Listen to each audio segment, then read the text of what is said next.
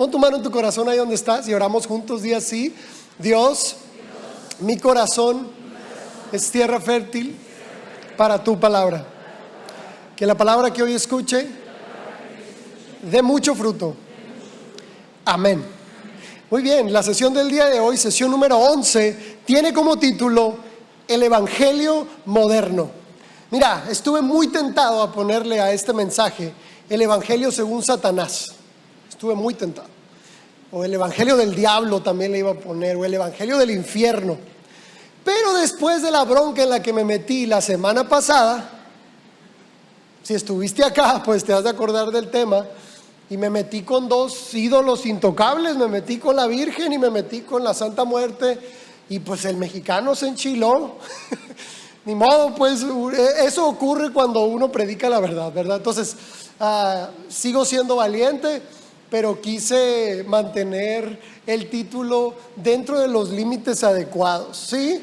Se llama el Evangelio Moderno, pero tiene todo que ver con el Evangelio según Satanás, ¿ok? Yo creo que el Evangelio, el verdadero Evangelio, es inalterable, chicos. No lo podemos modernizar, ¿sí? Dice la Biblia que todo pasará, pero las palabras de Dios no pasarán. El Evangelio no se adapta, ¿sí? Nosotros nos adaptamos a Él, ¿sí? El Evangelio no cambia, el Evangelio es inmutable, ¿sí? El Evangelio no puede modernizarse. Tú y yo debemos aprender a ver el Evangelio tal cual es. Entonces, dentro de esta premisa, el Evangelio moderno sí nos ha llevado a alterar el verdadero Evangelio y aplicarlo a nuestra vida, ¿sí? Según mi criterio, según mi propia comodidad, según lo que puedo o no puedo hacer, o según mi propia percepción de las cosas. Entonces, yo quiero llevarte hoy, en la última sesión, a aterrizar a qué nos lleva el Evangelio de la Biblia, ¿sí? El Evangelio, porque la palabra Evangelio significa buenas nuevas, ¿sí? Y de hecho Evangelio viene también, se deriva la palabra ángel, Evangelio, y es igual que ángel. Evangelio significa buenas noticias y ángel significa portador de buenas noticias. Cuando Jesús nace, un ángel se presenta con los pastores de Belén y les dice: les traigo noticias de grande gozo. Ha nacido en la ciudad de David un Salvador, que es Cristo el Señor. Él perdonará a su pueblo de sus pecados. Gloria a Dios en las alturas y en la tierra paz a todos los hombres. No es Navidad, ya lo sé. No es Navidad, pues, pero esas son las buenas noticias, ¿sí? Esas son las buenas noticias. Les traigo noticias de grande gozo. Ahora, el enemigo, claro, porque a eso se dedica, el enemigo se ha encargado de distorsionar la palabra de Dios, ¿sí? Y aunque la palabra de Dios pareciera la misma o pareciera algo que nosotros aceptamos tal cual es, lo cierto, que yo te lo he enseñado, es que no vemos la vida como es, vemos la vida como somos. Y eso ocurre con Dios. No vemos a Dios tal cual es, vemos a Dios como somos. Y eso ocurre con el Evangelio. Lo traemos y lo adaptamos a nosotros mismos, a nuestro criterio, a nuestra interpretación, al tiempo que estamos viviendo o a lo que me conviene, que es aún peor. Y bueno, quiero leerte el texto base, aparece en Génesis 3, del 1 al 3, y dice así. Fíjate, el enemigo abre su intervención en la Escritura, porque es la primera vez que aparece el enemigo en la Biblia, y abre su intervención en la historia humana con una pregunta, la cual pone en tela de duda lo que Dios había dicho. Léelo con atención. Dice: con que Dios les ha dicho, no comerán de ningún árbol del huerto. Con que no comerán ningún árbol del huerto. Y dice: y la mujer respondió a la serpiente: del fruto de los árboles del huerto podemos comer, pero el fruto del árbol que está en medio del huerto, Dios ha dicho, no comerán de él, ni lo tocarán, para que no mueran. Y la serpiente dijo a la mujer: ciertamente no morirán, pues Dios sabe que el día que de él coman, se les abrirán los ojos y ustedes serán como Dios, conociendo el bien y el mal. ¿Qué es lo que hizo el enemigo con Adán y Eva? Primero, sembró una duda en su corazón. Toda la caída del ser humano empieza con una duda. ¿Y qué si lo que Dios dijo no es cierto? ¿Y qué si el mandamiento que Dios les dio es solo para limitarlos? ¿Sí? ¿Y qué si Dios miente y yo te estoy diciendo la verdad, el enemigo? Porque el enemigo también es padre, ¿eh? ¿Sí? No padre de qué padre, no, sino así como Dios, nosotros le llamamos padre porque es el origen de todo. El enemigo también es padre, pero Dios es padre de verdad y el enemigo es padre de mentira. Gracias. Entonces, ¿cuál es la cualidad que tiene un padre?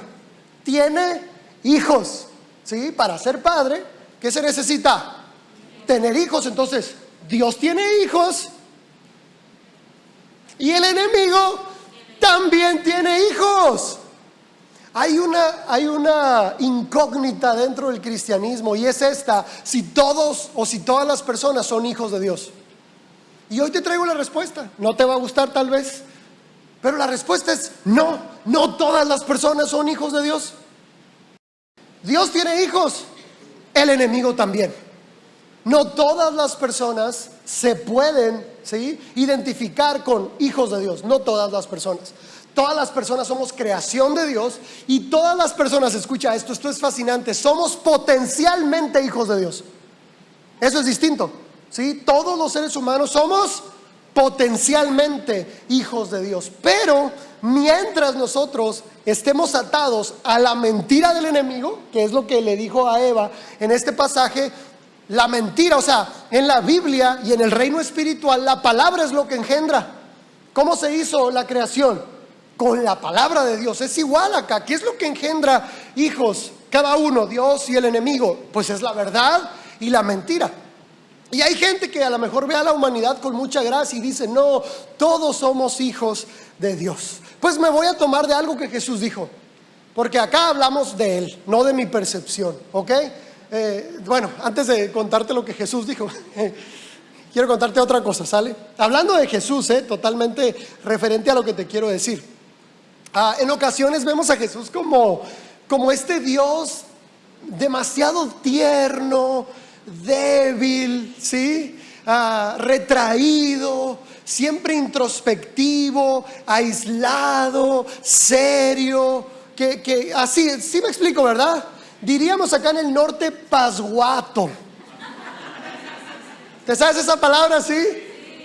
Ve, nos imaginamos a un Jesús así, ¿verdad? Vosotros oraréis así. O sea, y mira, una vez, porque a todos se nos vuela la paloma y vienen los cuervos, ¿verdad? A todos nos pasa eso.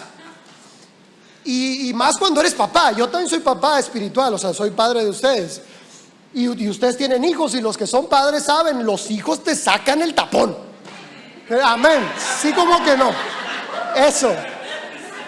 Los hijos te sacan el tapón y a veces te exasperas porque no te entienden o porque no se entienden, ok, todo bien. Entonces, yo le llamé la atención a alguien acá de casa, de aquí en Adulam, y le llamé la atención de manera muy severa, muy fuerte, ¿sí? Aquí donde me ves todo tierno, todo dulce. No, también me sale sí, ajá. Entonces, le llamé la atención muy fuerte a esta persona. Y a los días me manda un mensaje indignado. No es cierto. Indignado, era mujer indignada. Me manda es que no quería revelar quién era, pues. Me manda un mensaje indignada ella, ¿no? Y me dice: pastor, estoy molesta contigo y estoy como así triste por cómo te expresaste y etcétera, ¿no? Y luego me dice: no creo que Jesús se hubiera comportado así. A la torre, me sacó la carta más poderosa que tenía en el momento, ¿no? Yo creo que este pretexto de Jesús no hubiera actuado así, a mí se me hace un pretexto tan ridículo como los que usan los novios cristianos cuando van a tronar, ¿sí? Fuera del cristianismo, el pretexto que se usa, ¿cuál es? No eres tú, mira, bien que te lo sabes. Sí, claro. Fuera del cristianismo, el pretexto que se usa es: no eres tú, soy yo. Pero en el cristianismo es peor, porque en el cristianismo va el muchacho o la muchacha y le dice al novio: ¿sabes qué? He estado orando. Sí. Y he sentido de parte de Dios que lo nuestro no es su voluntad. Cállate los ojos, ¿qué vas a saber? ¿Sí? Qué pretexto tan infantil, ¿verdad? Dios me dijo que esto no es su voluntad. ¿Qué vas a saber? Ya pues. Entonces, vuelvo a la hermanita esta que se ofendió, ¿verdad? Jesús nunca habría hecho eso, me dijo. Y pues me agarró mal parqueado otra vez, una disculpa. Y le puse: pues ¿cómo te falta conocer a Jesús? Le puse: ¿cómo te falta conocer a Jesús? Porque Jesús no es este Dios de Hollywood y sí, que caminaba así sin perder la compostura, que nunca levantaba la voz. ¡No, hombre! O sea, te voy a poner algunos ejemplos y son mis favoritos. Uno de ellos es cuando voltea las mesas, ¿sí? Y a los cambistas en el templo y con un látigo lo saca. Imagínate una iglesia hoy, un pastor que hiciera eso. ¿Sí me explico? Si a los verdaderos pastores no nos bajan de falsos profetas, imagínate uno que sacara el látigo y volteara mesas, ¿sí? Este mismo Jesús, una vez Herodes le mandó decir, ¿no? Jesús le mandó un mensajero, ¿no? A ver si te vas yendo ya de mi ciudad, ¿sí? Y cuando el mensajero llega y le dice: hey, dice Herodes que ya te vayas, Jesús voltea y le contesta: ve y dile a esa zorra. Te digo que nos falta barrio. Jesús tenía barrio, era de Nazaret. Nazaret era como el Palo Verde, así.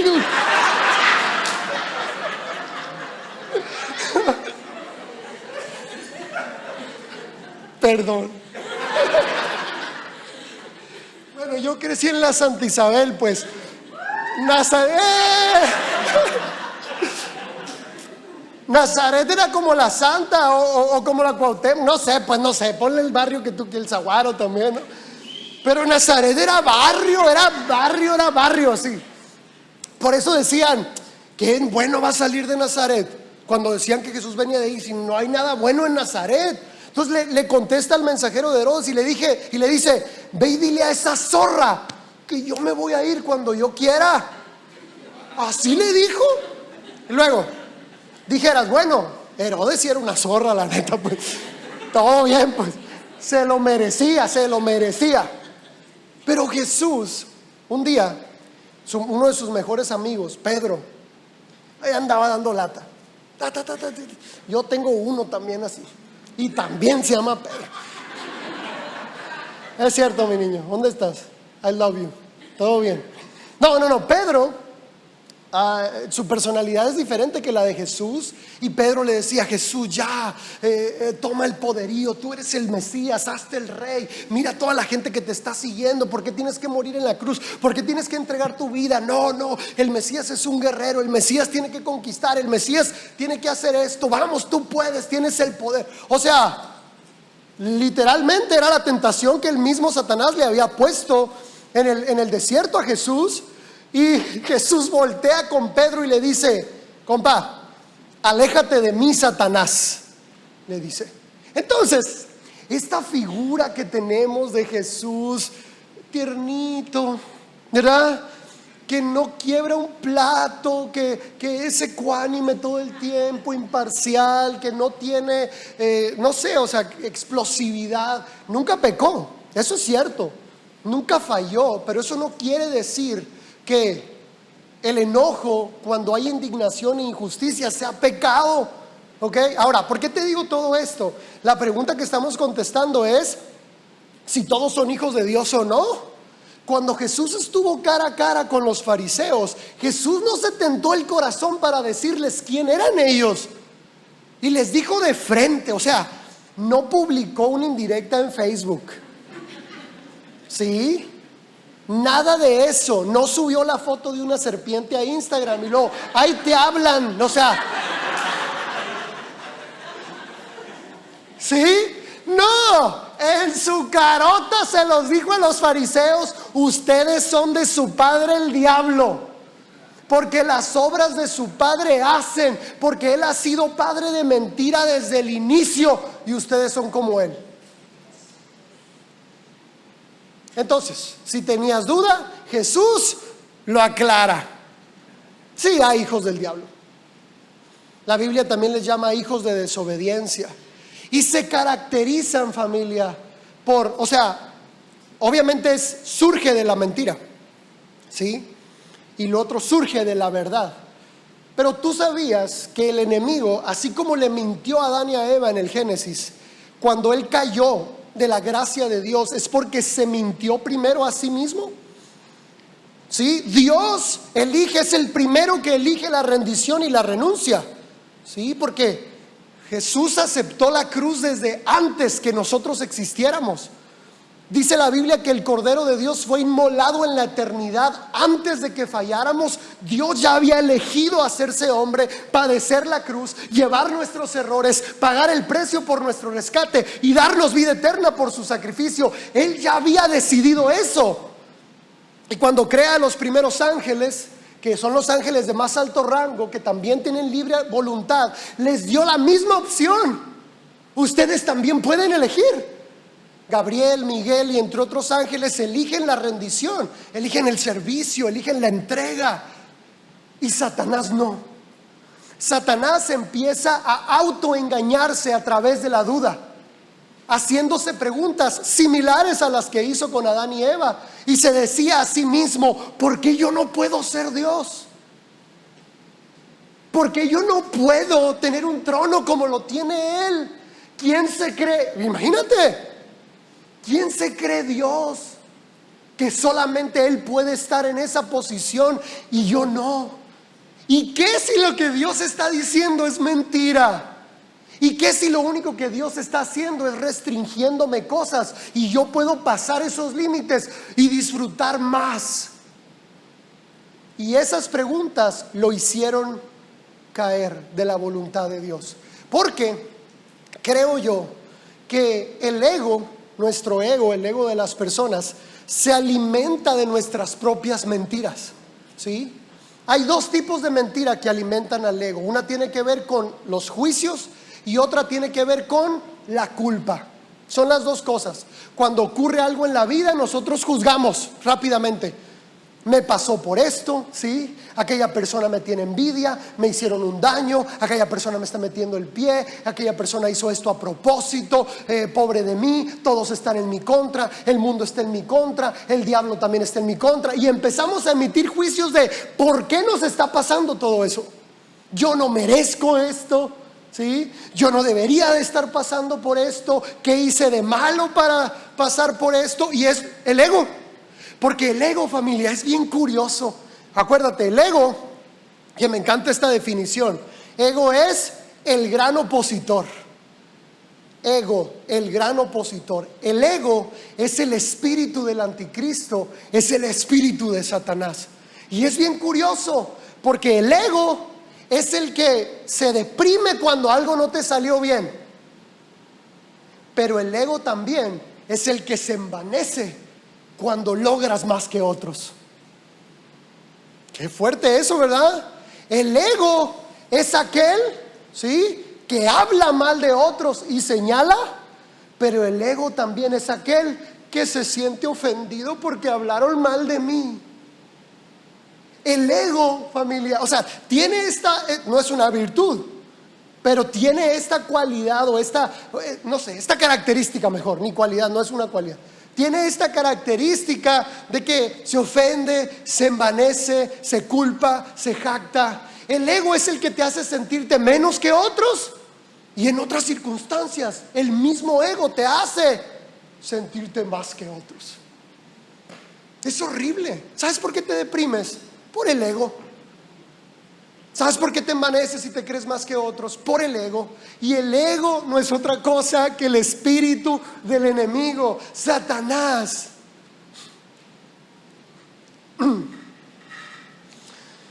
Es el narcisista por excelencia. Satanás es el narcisista por excelencia.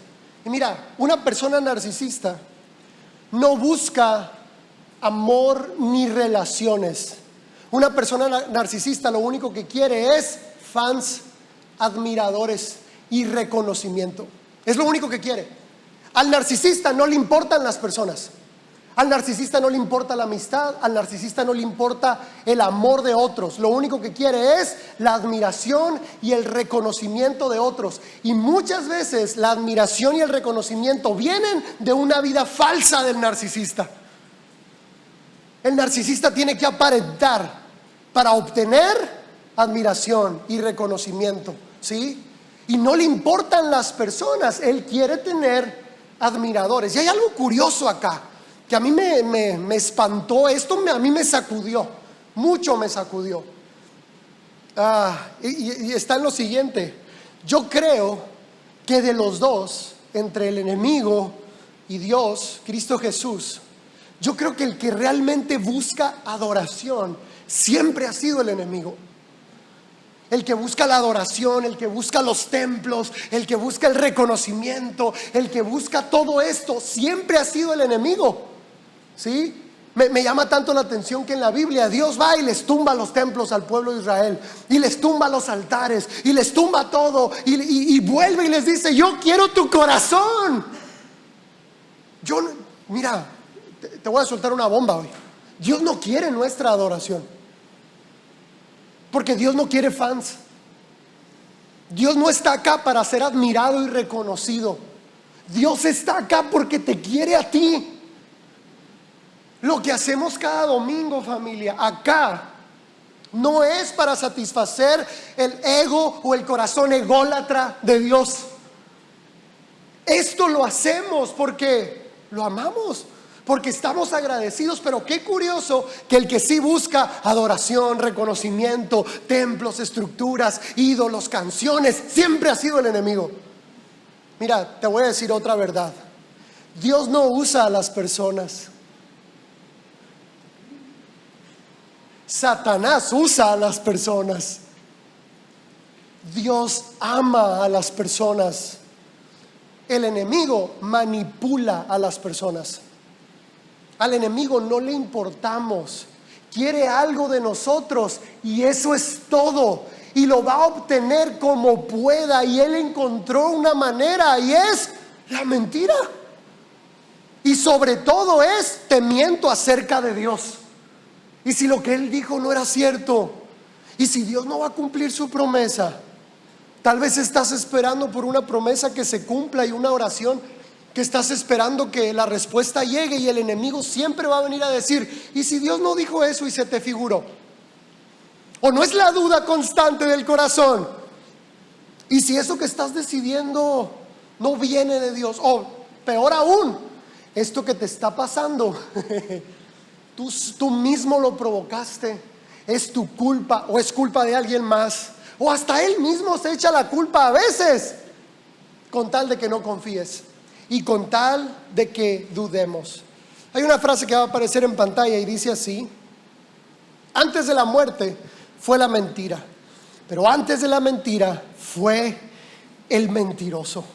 Mira, el libre albedrío y el nuevo mundo que Dios le había dado a Adán y Eva tenía muchas opciones, ¿verdad? Tenía muchas opciones, y eran opciones maravillosas. Y aún así, aunque la Biblia no dice a qué sabía el fruto que Adán y Eva comieron, porque no dice si era bueno, si era malo, solamente dice que comieron, y solamente dice cuáles fueron las consecuencias de haberlo comido. Pero hay algo curioso, porque en la Biblia explica cómo fue la trampa del enemigo. Primero empieza como la mentira. Y si Dios no lo dijo, duda de él, duda de la fidelidad de Dios, duda de él, no confíes, siempre ha sido lo mismo. Y luego dice la Biblia que el fruto era bueno para comer. Mira, a Adán y a Eva no les hacía falta nada. Dios les había dicho: todo lo del huerto pueden comer, todo es para ustedes, menos este árbol, por favor, este no. Pero ese árbol fue bueno para comer. Te lo decía hace un momento, el mundo les ofrecía opciones sin límite, paisajes, colores, tantas cosas, pero el fruto fue agradable a los ojos.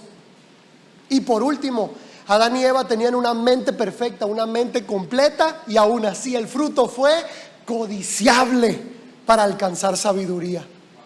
Y aquí es donde yo veo cómo opera el enemigo, porque la Biblia dice algo, que necesitamos estar preparados para preparar defensa en contra del enemigo. ¿Y cómo vamos a estar preparados? Conociendo las estrategias del diablo. Hay un libro que se llama El arte de la guerra, no sé si lo has leído alguna vez. Me encanta ese libro, lo he leído varias veces. Y el arte de la guerra tiene todo que ver con conocer a tu enemigo y encontrar sus debilidades. Todo tiene que ver con eso. Y yo creo que en esta guerra, familia, ¿verdad? Verás cómo tiene que ver el conocer cómo opera el enemigo en nuestra contra. ¿Cuáles son sus mentiras? ¿Cómo sutilmente va desacreditando a Dios y sus promesas y todo lo que Él hace? Y después de eso, Él utiliza la misma estrategia. Fue bueno para comer, fue agradable para los ojos y fue codiciable para alcanzar conocimiento. Y estas tres cosas se resumen en tres palabras que van a aparecer en pantalla, que creo yo que siguen siendo las cosas que han modelado nuestra mente. En el evangelio moderno, cristianos y no cristianos, nuestra mente ha sido moldeada para buscar esas tres cosas. El fruto que el enemigo les ofrecía a Adán y a Eva les estaba otorgando estas tres cosas, o les estaba prometiendo estas tres cosas, que es plenitud, placer y prosperidad. O sea, si comes vas a ser como Dios. ¿Te fijas? O sea, hay más todavía. Dios te está restringiendo cosas, Eva. Dios te hizo un poquito menos y te quitó privilegios. Imagínate qué horrible es eso. Hay más todavía, Eva, de lo que Dios ya te dio. O sea, aunque Dios te haya dado el mundo entero y te haya dado todo, la provisión, y te haya dado tantas cosas, no, todavía hay más. Y esto consume nuestro corazón, familia. Estas tres cosas: la búsqueda de plenitud, la búsqueda de placer y la búsqueda de prosperidad. Porque cuando dice la Biblia que el fruto fue codiciable para alcanzar sabiduría, la palabra sabiduría en el Génesis realmente era prosperidad. Codiciable para encontrar prosperidad. Y vuelvo al punto: jugamos al jardín del Edén todos los días, tú y yo. Vivimos en el exilio porque no está el jardín del Edén, pero jugamos al jardín del Edén como si estuviéramos ahí, porque el enemigo sigue poniendo en nuestra vida el árbol del conocimiento del bien y del mal, y llega y una vez más usa palabras, ¿sí? Usa mentiras, y caemos en la búsqueda de esas tres cosas. Y te lo voy a leer. 1 Juan 2:16 dice: pues el mundo solo ofrece un intenso deseo por el placer físico, un deseo insaciable por todo lo que vemos y el orgullo de nuestros logros y posesiones. Nada de esto proviene del Padre, sino que viene del mundo, o sea, del enemigo. Porque el placer no es el problema. El problema es que buscamos más placer que el que Dios nos permitió disfrutar. Por ejemplo, Dios inventó el placer sexual. Gracias a Dios. Qué rico. Aunque te rías para adentro, qué rico, la verdad, ¿sí? Pero Dios te dice: te regalo, ¿sí? El placer sexual es un regalo de Dios, y te dice para que lo disfrutes plenamente dentro de mi voluntad, y sea algo bueno para ti y bueno para otra persona y bueno para tu vida. El sexo solamente debe practicarse dentro del matrimonio. Pero viene el enemigo y te dice: ¿pero por qué? ¿Cómo Dios te va a dar esos deseos y Él mismo te los va a restringir? ¡Qué injusto! Él te puso el deseo sexual y ahora te dice que no puedes. ¿Sí? Y empieza a manipular una verdad que Dios nos dio. Y luego todavía, fíjate, todavía no, porque yo te decía al principio, este evangelio es un evangelio de renuncia, ¿verdad que sí? De renuncia y rendición. ¿A qué nos lleva el evangelio? No, fíjate, esto es importantísimo. El evangelio nos lleva a un voto, y ese voto es pureza sexual. El evangelio te lleva a ese voto, porque yo no le soy fiel a Miss por ella. Yo le soy fiel a Miss porque primero le fui fiel a Cristo Jesús. Yo le soy fiel a ella porque le soy fiel a Cristo. Ella no necesita vigilarme, ni andarme revisando el teléfono, ni nada de eso. Hay hombres que por más guapa que esté su esposa, no alcanza para ser fiel. ¿Por qué? Porque no es la mujer, es el carácter. ¿Sí? No es la mujer, es el carácter que tienes como hombre. Ahora, claro que ayuda mucho tener una esposa guapa. Qué bendición. Bueno, ya. ¿Estás listo? El evangelio te lleva a renunciar, ¿sí? Pureza sexual, 100%. Y Dios te dice, ok, pero dentro de esa renuncia, Gamaliel, puedes tener una esposa con la cual deleitarte. Y tú dices, wow, si yo había renunciado a ser, o sea, yo había renunciado a eso, y me estás regalando una esposa. El evangelio es renuncia total al dinero y a lo material. Es una renuncia, y Jesús se los dice a sus discípulos: ¿quieres ser mi discípulo? Renuncia a todo. Está bien difícil, y tú llegas a ese punto y dices: sí, renuncio, Dios, te entrego todo de verdad. Y Dios te dice: pues te voy a confiar riquezas. Y tú dices: oh. ¿Sabes cuál es el problema en todo esto? Que ya nos acostumbramos demasiado a la abundancia que Dios nos dio, porque nunca entendimos qué significaba la renuncia y la entrega. Por ejemplo, hoy estamos más condicionados por lo que no tenemos que por lo que sí tenemos. ¿Cuántos de aquí se levantaron hoy en la mañana y dijeron: Dios, gracias porque no tengo cáncer? Ninguno. Y es un milagro que no tengas cáncer, pero no estás agradecido por eso, porque estás más condicionado por lo que no tienes. Tengo algunas semanas practicando un tipo de meditación muy rara, familia. Discúlpame, tu pastor está loco. Sí está, amén. No sé quién dijo amén, pero sí está.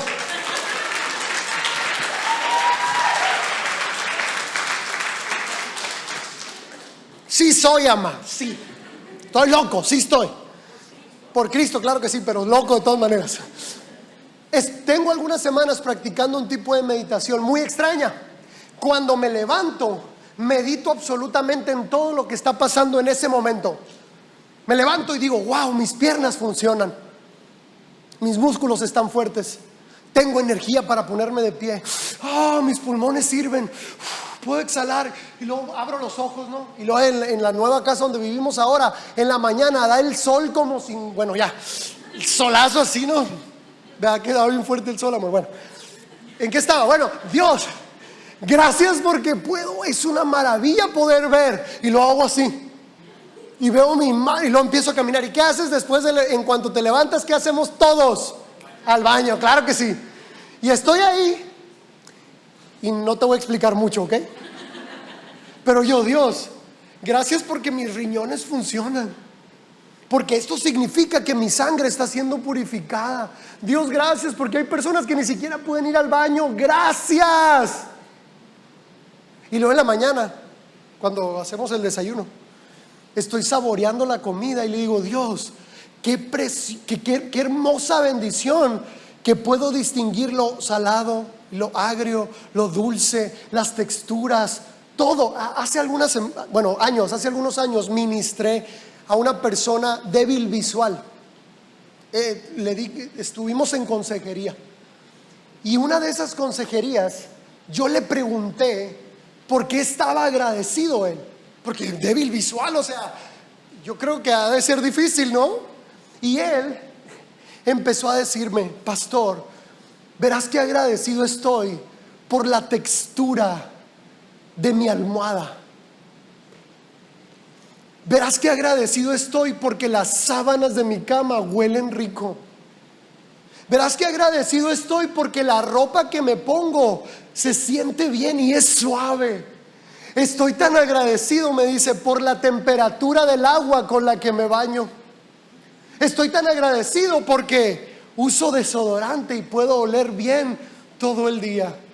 Estoy tan agradecido. Y empezó a describir cosas que para muchos de nosotros pasan desapercibidas todos los días, que no valen para nosotros todos los días. No vale eso, no vale, porque estamos obsesionados con lo que no tenemos. Te lo voy a poner en pantalla. Satanás es experto en hacer que el pecado parezca bueno, pero también es experto en hacer parecer que lo bueno es insuficiente. No solo el enemigo distorsiona la verdad, ¿sí? Y te hace creer que el pecado va a ser algo bueno para ti cuando te va a destruir, sino que lo bueno que ya tienes, dice, es poca cosa. Y lo puedo decir porque este es el corazón de la prédica. Obed, puedes pasar. Este es el corazón de la prédica. El enemigo nos está atando, nos está manipulando y nos está encarcelando espiritualmente por una raya. ¿Qué tiene que ver? Pantalla, ¿estás listo? En pantalla está apareciendo un ejemplo. Dice así: si tuviera raya, al fin sería feliz.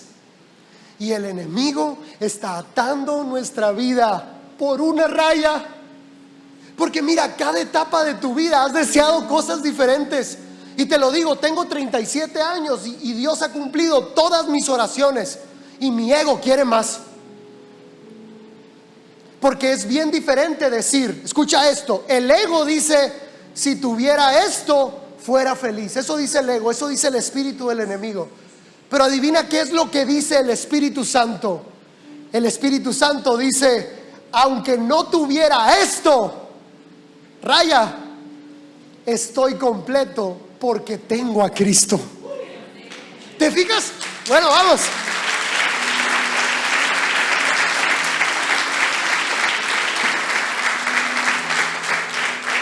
Es una reacción tan distinta.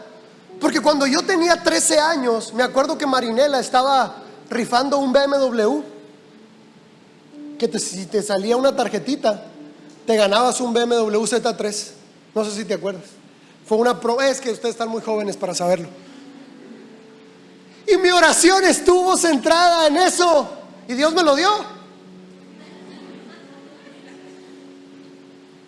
Más adelante mi oración era, si tuviera una novia, al fin sería feliz. ¿Sí? Y más adelante fue, si tuviera un trabajo, y si tuviera un mejor trabajo, y si ganara más. Y cada etapa de tu vida, tu ego va a poner algo diferente en esa raya. Y el enemigo usa esa línea para vaciar y drenar nuestro corazón, sin entender, familia, que tenemos todo. Tú fuiste constituido un alma completa. No te hace falta nada. Eres un ser pleno, próspero, feliz. Tú naciste feliz. Pero el enemigo vino y te hizo creer, no puedes ser feliz porque eres mujer, porque eres mexicano, porque no terminaste una carrera, porque eres pobre, porque eres de este color, porque naciste en esta familia. No puedes ser feliz. Y dentro el Espíritu Santo diciéndote, si tú ya eres feliz, ¿tú crees que Dios haría algo incompleto? Tú ya eres pleno. Pero imagínate así, tú eres una luz y Dios la hizo. Tu alma es una luz hermosa. Y el enemigo puso sobre esa luz estorbo tras estorbo tras estorbo, tal prejuicio, tal mentira, deseos, otro deseo, placer, necesidad. ¿Y qué hizo? Obscureció la luz. La luz sigue ardiendo dentro de ti, pero esa luz va realmente a resplandecer cuando quitemos los estorbos. Porque esa raya, familia, nos está costando la vida. Una oración que también va a aparecer en pantalla dice así: no pecamos para fallarle a Dios intencionalmente.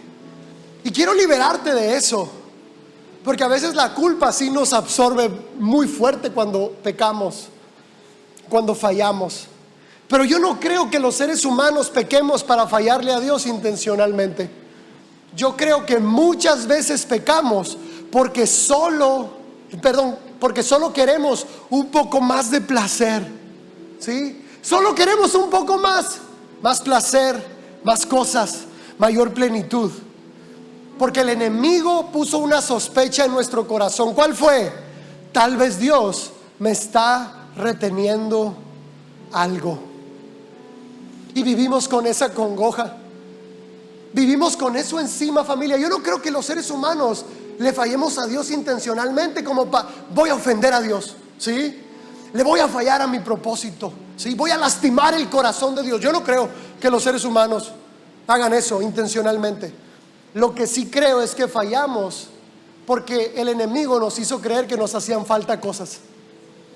El enemigo nos hizo creer que no valíamos, que no podíamos ser felices hasta que lográramos, hasta que alcanzáramos, hasta que obtuviéramos, hasta que llegáramos. Y déjame decirte algo: cuando Cristo Jesús dijo en la cruz del Calvario, consumado es, nos regresó del exilio al jardín del Edén.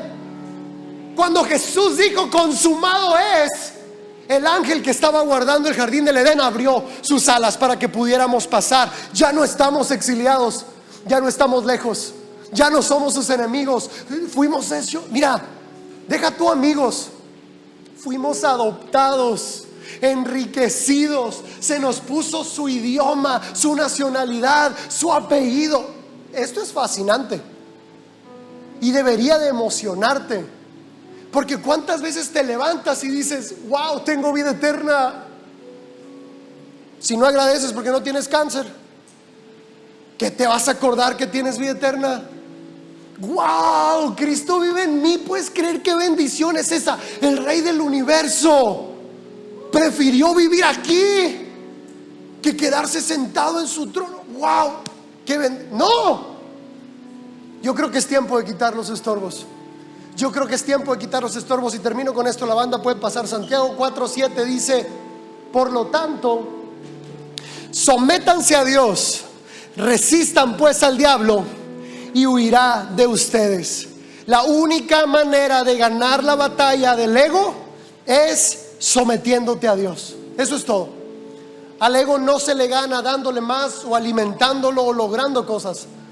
Al ego se le gana diciéndole: estoy completo, ya tengo todo, no necesito nada más.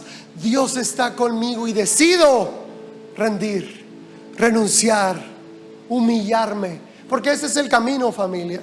Si Dios lo eligió siendo Dios, yo creo que es un gran ejemplo para que tú y yo también lo podamos hacer este día. Consumado es. Ese consumado es para ti. Tu alma está completa, tu provisión está completa, tu eternidad está completa.